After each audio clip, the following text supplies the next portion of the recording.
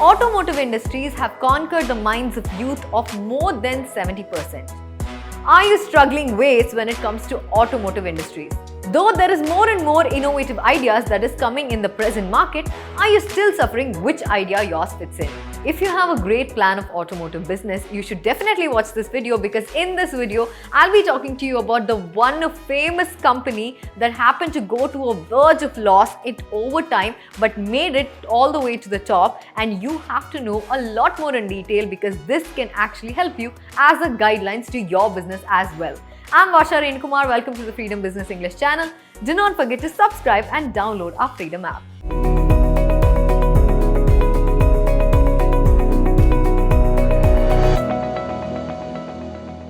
The company that I will be talking to you about was actually managed by this 26-year-old boy who made sure that company doesn't hit the rock bottom, rose it all the way from dust because it was already at the verge of sinking. What happened to the company, and which is the company that I'm talking about? Well, the company that I'm talking about is the one which you and I all know together, and we all see this brand, see this company vehicles every day. So this company that I'm talking to you guys about is none other than Royal Enfield. So when we're talking about Royal Enfield, already I'm very sure there are so many of you thinking that, whoa, since it's our favorite brand, our favorite company, I should definitely watch this video. Because Royal Enfield has got its own history.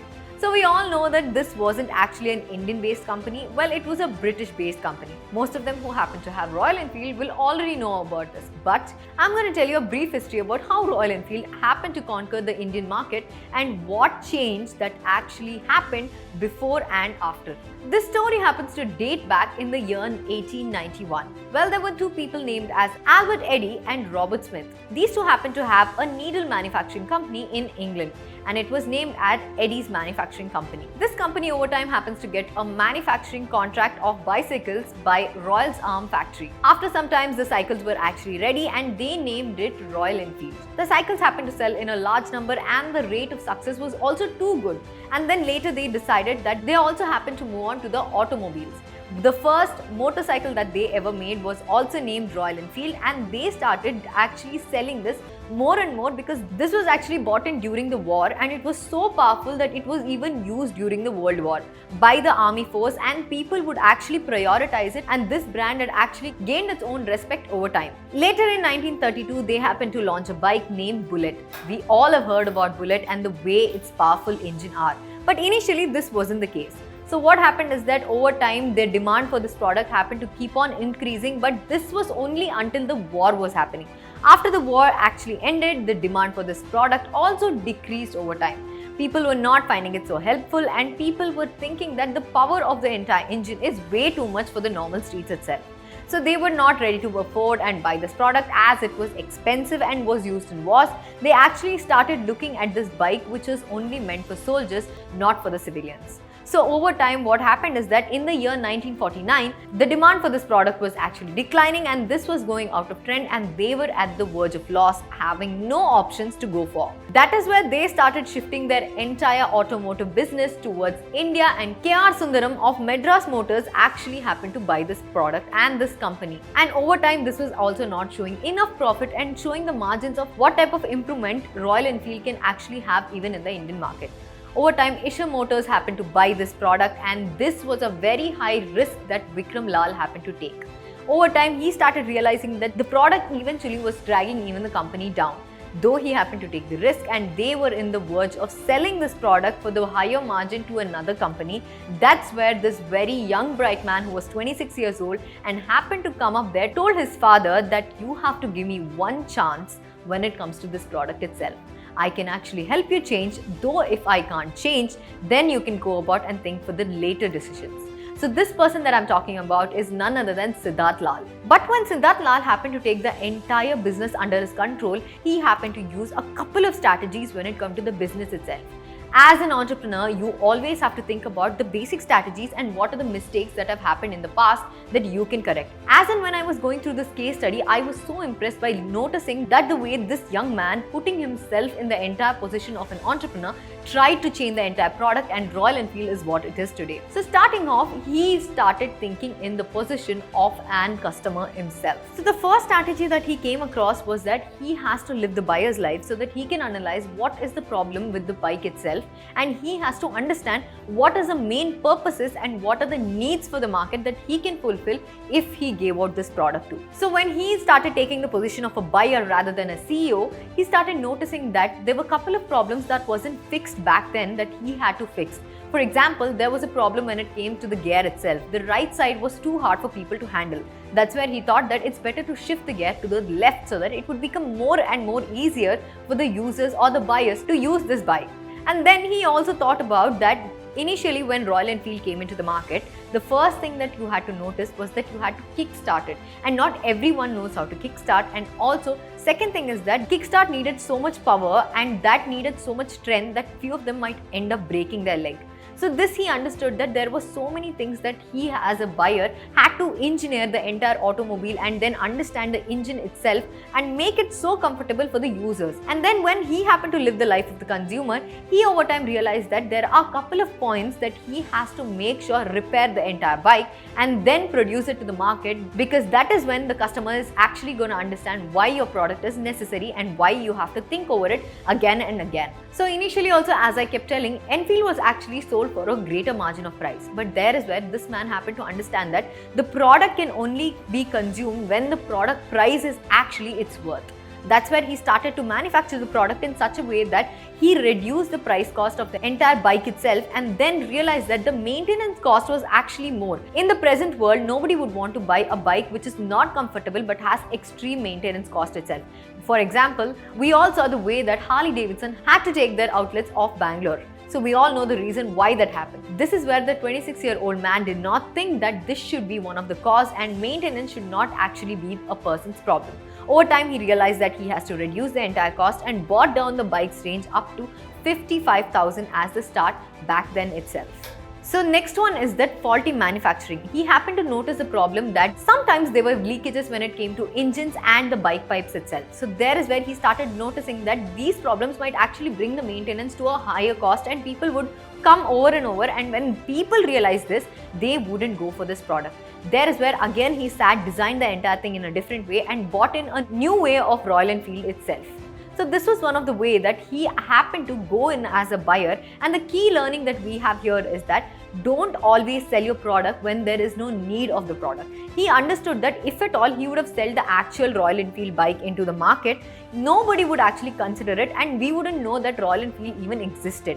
That's where he bought in the concept of Bullet, and we all know the way that has conquered the minds of youth till today. But over time, when we talk about many more things, he actually understood there is a need for market and what is the need for the market. When I'm talking about the second strategy that he used was the consumer behavior. He understood that what consumers need more. Present generation, we all love to travel.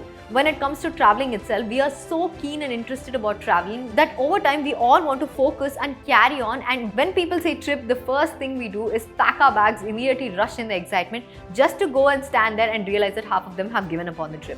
But in few cases, there are actually happy memories where you all end up going on a trip. He actually understood the consumer's behavior, that people and the youth for the present generation need trip and recreation itself. He understood the behavior of each and every customer and released the product in such a way that this is actually used for trips and road trips. Half of them in the present generation love to travel when it comes to road trips and bikes.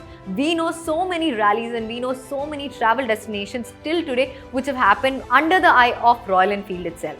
So we all know people traveling to Ladakh, we all know people traveling to Jammu, Kashmir, so many places, and also all of this was possible because of that one bike, Enfield. So this is the way that he understood customers' behavior is something located when it comes to trip itself. That is where he made people believe that his product is more or less nothing but pure emotion. Next strategy that I am telling you is the way that he made people believe in his product rather than buying his product. So what he did was that he showed Royal Enfield was not a bike. but an emotion. Like we all say, if I walk up to two of my friends and right now also argue that Royal Enfield is just a bike, they would fight back with me and say that it's an emotion. And we all know that how many of them love bikes these days. And not only that, when it comes to improvement cycle of Royal Enfield itself, they've always come up with better ideas. Whenever you see most of the road trips, you would have actually seen the Royal Enfield rally itself. So how these people happen to promote it? Royal Enfield came up with a new way of actually sponsoring the first 100 users of this bike for the entire road trip journey. This was a way that they conquered, and people felt more powerful by the way it looked, and they felt like a soldier themselves. The body of the entire bullet was actually structured in such a way that it was not also extremely heavy, not also too light, but it was really good for a longer rides itself.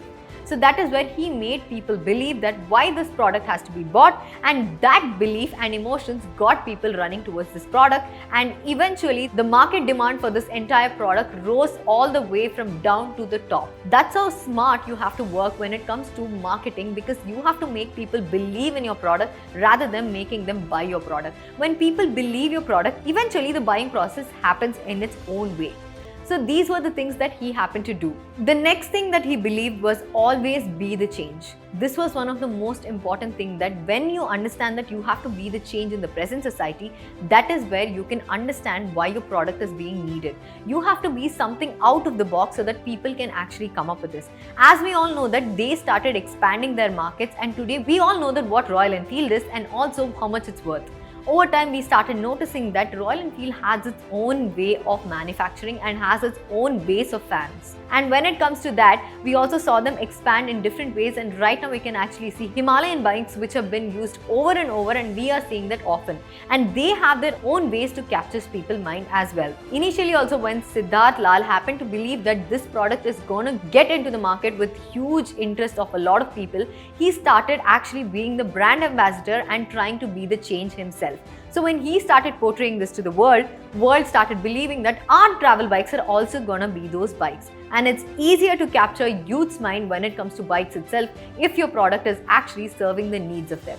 So he understood by getting into the customer behavior, understanding the defaults of it, and what are the best ways to cut down price and then make sure the product has its own value. So these were the main strategies used by Siddharth Lal, and by now we know that this company has actually become the billion-dollar bagger when it comes to stocks itself. So we all know that when you start something from scratch and your entire business is not actually working, why not reach to the roots of the problem and then understand why your product has to be bought, so that people have to come back and then make sure that they get your product. This is where this person happened to analyze and go by living in the life of a consumer and then building the product. This is where you as an entrepreneur should understand why your product should be used by everyone there and what is the main need. So if you like this video, do not forget to like, share and subscribe. Also comment below if you want me to do a couple more of case studies like this. Also, if you found this business very interesting, download our Freedom app, because it's got way more than 500 courses that you can learn from, where live mentors are actually teaching you about the business. We have courses on business and marketing, and also to understand business much better, you also have courses on personal finances. And if you're someone who's interested more and more in farming, also there are availability of organic farming courses that can actually help you analyze more and more and learn business in depth. Live mentors are going to tell you all the way from scratch, and these courses are actually released in all the 6 languages: Tamil, Telugu, Kannada, English and also Hindi. Thank you so much. Get wise, break free.